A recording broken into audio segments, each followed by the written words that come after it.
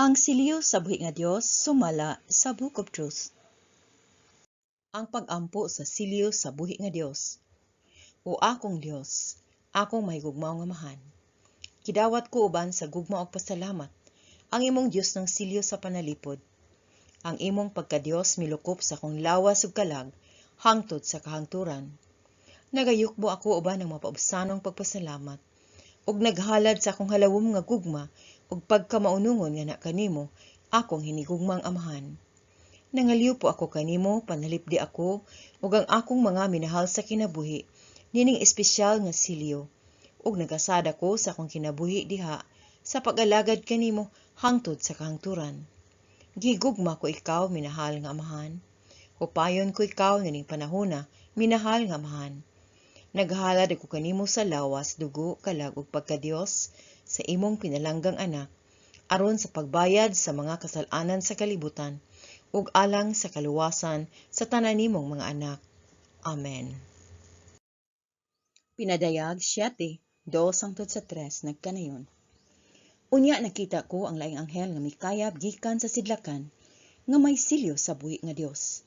Misinggit siya sa makusog nga tingog, sa upat ka anghel, nga gihatagan og gahom sa pagdaot sa yuta o sa dagat. Ayaw pagdaota ang yuta o sa dagat, o ang mga kahoy hangtod nga mabutangan namo og siliw ang mga agtang sa mga alagad sa atong Dios. Ang Dios samahan, netong Pebrero 21, 2012, nagkanayon. Ako ang Dios nga mahan, tiglalang sa tanang butang. Nakigsulti ako kanimo karong gabi una, sa ngalan sa balaan nga Trinidad. Akong anak nga niabot na ang panahon nga mabuak ang una sa mga siliw, ug kung unsa kini nakapasubo kanako. Gisaad ko kana sa wala pa kini mahitabo. Ihatag ko ang akong silyo sa panalipod, alang sa tanang nagtuo kanako.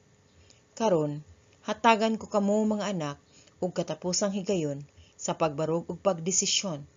Kamo ba alang kanako o batok kanako? Ang pagpili imuha. Ang akong silyo sa panalipod gitagna, ingon nga ang ikaduhang silyo pagabo akon. Mga anak, ayaw kahadlok. Walay kadaot nga moabot niadtong nagsulob sa akong silyo, ang silyo sa buhi nga Dios. Si Satanas ug ang iyang tagak nga mga anghel, kinsa midagsang sa kalibutan niining panahona. Walay otoridad sa mga adunay marka sa buhi nga Dios. Kinahanglan nga mamati kamo kanako mga anak, ug dawata ang akong silyo, kay magluwas kini dili lamang sa inyong kinabuhi, kundi sa inyong kalag. Ilitok ang pag-ampo aron madawat ang akong silyo sa matag adlaw. Siguruha nga ang matagsakop sa imong pamilya ug mga minahal na kasabot sa kaminungdanon sa akong silyo. Ang imong gugma alang kanako, imong langito nga mahan, mao ang imong makaluwas nga grasya, ug kini maghatag kanimo sa kusog nga imong gikinahanglan. Ang nagsakay sa pula nga kabayo mao ang manimalos nga itom nga anghel, nga mopatay sa akong mga anak sa daghang mga gubat nga moabot. Apan siya, mulabay nitong akong mga anak nga may silyo sa ilang mga agtang. Pangandam karon kay kini nga mga gubat nagkahitabo na, ug daghan pa ang giplano sa matag suok sa yuta, ug ilabi na sa Middle East. Ug niadtong mga yuta din ang akong minahal nga anak, si Jesucristo, naglakaw siyang panahon dinhi sa yuta. Ang imong minahal nga amahan, Dios nga labing halangdon, Marso 8, 2012. Ang mahal nga inahan sa kaluwasan nag-ingon, kini nga silyo gitagna sa basahon ni Juan akong anak. Ang mga anak sa Dios makapanalipod sa ilang pagtuo, sa ilang kaisog ug sa ilang kaluwasan, panahon sa bisan unsang gubat, kung sila magpadayon sa pag-ampo sa silyo sa buhi nga Dios nga pag-ampo sa krusada. Kini ang usa sa katapusan ug ang labing dako nga silyo sa panalipod gikan sa langit sa tanang pag-ampo nga gihatag sa katawhan. Kini aron sa pagtabang sa paglahutay sa tanan sa bisan unsang umaabot nga paglutos, ilabi na sa mga panahon sa pagmando og gubat. Kini nga silyo gipanagna diha sa basahon ni Juan, ug adunay daghang balaanong mga gahom nga nalangkob niini. Mahala kini o gamita sa pagpanalipod, dili lamang sa inyong kaugalingon, kundili sa inyong mga pamilya. Kini nga pahinumdom gikinahanglan karong panahona. Imong inahan sa kaluwasan, Mayo 17, 2012. Ang akong gasa sa silyo sa buhi nga Dios, maghimo kanimo nga dili makita sa imong mga kaaway. Ilito kini kada adlaw sugod karon, guniti kini, ug pabendisyon ni kini sa usa ka pari. Imong Jesus, Mayo 16, 2012. Ang gasa sa silyo sa buhi nga Dios, mao ang imong labing dako nga panalipod sa panahon sa gubat o kagubot. Pinaagi sa pagsaad ug pagkamaunungon sa Dios nga mahan, pinaagi sa pagdawat nining libreng gasa, magpabilin ka nga gawasnon. Inahan sa kaluwasan, Marso 16, 2012.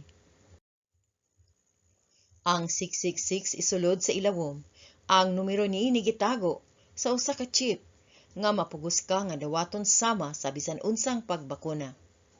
Ang silyo sa buhi nga Dios, ang akong pag-ampo sa Krusada 33, mao ang imong sumpay sa kinabuhi.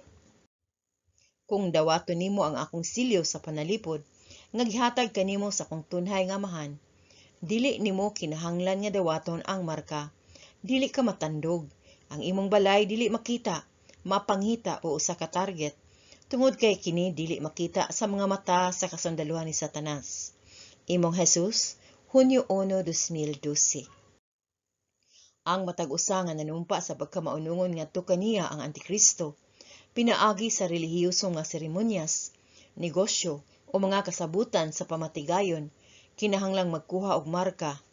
Katong modawat sa marka nga naa sa porma sa usa ka bankard o espesyal nga chip nga ibutang sa ilang kamot, mawad-an sa ilang makalag ngadto kaniya. Ang tanan nga nagsulob sa silyo sa buhi nga Dios, makalingkawas sa mga gunit sa Antikristo ug mahimong imyon sa kalisang. Ayaw ibaliwala kini nga pasidaan. Ayaw kahadlok niini, kay kung sundon nimo ang akong mga panudlo, mapanalipdan ka. Imong Jesus, Oktubre 19, 2013. Kadto lamang modawat sa silyo, magbato niini sa ilang mga panimalay o magdala niini diha kanila ang mapanalipdan. Kadto lamang adunay mga silyo sa buhi nga Dios, ang makalingkawas niining matang sa dinaghang pagpamatay sa kalag.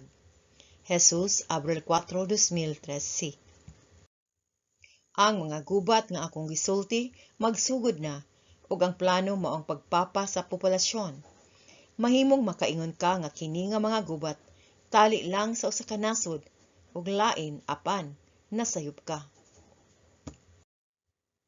Kadtong mga nagtunglo kanako, pinaagi sa inyong mapintas nga pagsalikway kanako, mga muyo kanako sa kaluoy, sa diha nga kini nga mga panghitabo mahitabo.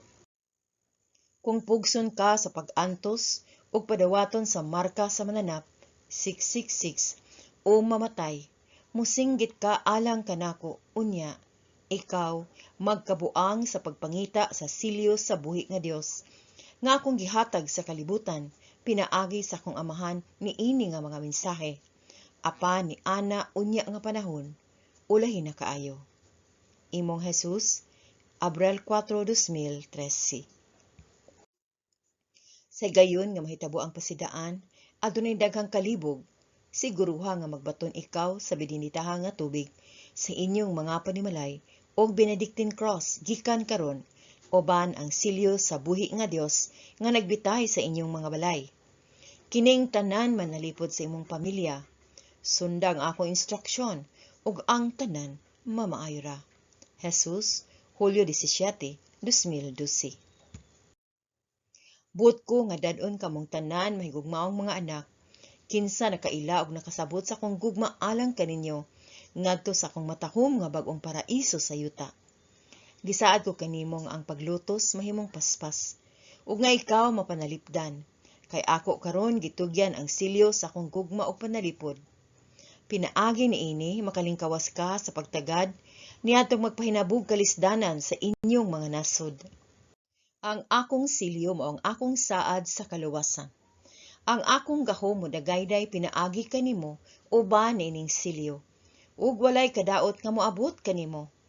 Kini usa ka milagro mga anak, ug kadto lamang nga muyukbo sa akong atubangan, ilang Ginoo og magbubuhat sa tanang butang, sama sa gagmay nga mga bata nga adunay gugma sa ilang mga kasing-kasing alang kanako, ang mapanalanginan nining balaanong gasa. Bangon karon, ug dawata ang akong silyo, ang silyo sa buhi nga Dios. Ang imong Dios nga mahan, Pebrero 20, 2012. Mga anak, aniya kita sa mubo na lang nga panahon gikan sa dakong adlaw.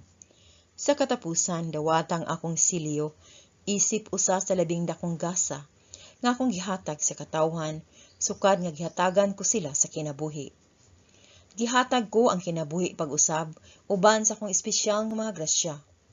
Kung imong kuptan, duol kanimo ang silyo sa buhi nga Dios.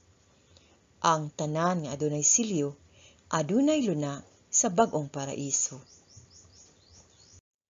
Ang tanan nga magtotoo nga adunay silyo sa panalipod, sa akong tunhay nga amahan.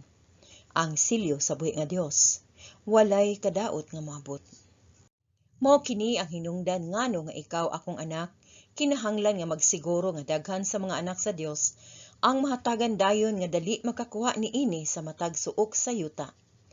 Ang inyong mga pag-ampo mga anak, gamhanan kaayo, ug ilabi na kadtong naglitok sa akong mga pag-ampo sa krusada. Akong balaan nga kaluoy ug sa Santos nga Rosaryo kada adlaw. Imong minahal nga Hesus, Marso 21, 2012. Palihog pagbaton sa silyo sa buhi nga Dios nga duol kaninyo sa inyong mga panimalay sa umaabot nga mga bulan, kay daghan ang mahitabo. Ang lawas sa kong anak si Jesucristo nga naa sa simbahan dinhi sa yuta, gilapas ug mag-antos sa hilabihan. Ang daghang mga plano sa pagguba sa simbahan sa akong anak nagpadayon na ug sa dili madugay kini mahugno. Ang ubang mga panghitabo nga gitagna makita na karon pinaagi sa mga katalagman sa ekolohiya, ingon nga ang kamot sa kong amahan mupahamtang sa silot sa mga nasod kansang mga makasasalang balaod dili na itugot. Inahan sa kaluwasan. Kini nga gubat aron sa paghupot sa pulong sa Dios, magpasabot nga kadtong mga pari nga magpabiling matinud-anon ngadto kaniya, kinahanglan nga mangita og dangpanan. Aron mahimo kini, kinahanglan ka magsugod sa pag-andam ug pagpangita sa mga lugar diin mahimo nimong ihalad ang santos nga misa ug mahatagan sa mga sakramento ang mga anak sa Dios.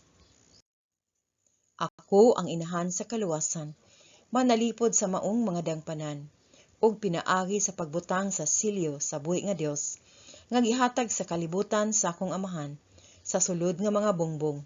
Sila magpabiling dili makita sa mga kaaway sa Dios. Ayaw gayud pakaminusi kining libreng gasa gikan sa Dios, ang silyo sa buhi nga Dios.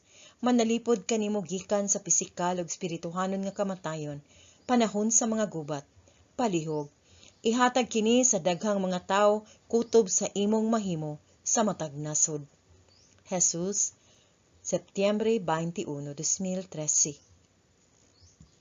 Si Jesus nagtinguha nga kita mag-ampo sa silyo sa buhi nga Dios nga pag-ampo matag adlaw aron makadawat ning bililhong gasa sa panalipod alang sa atong kaugalingon, sa atong mga pamilya ug sa atong mga minahal.